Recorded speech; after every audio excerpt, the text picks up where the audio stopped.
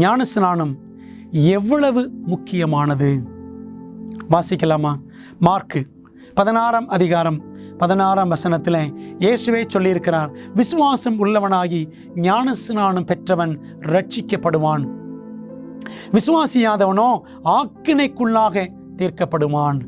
ஆண்டவர் இயேசு கிறிஸ்துவை விசுவாசித்து ஞானஸ்நானம் பெறுகிறவர்களுக்கு ரட்சிப்பு உண்டு என்று இயேசுவே சொல்லியிருக்கிறதை நாம் பார்க்கின்றோம்.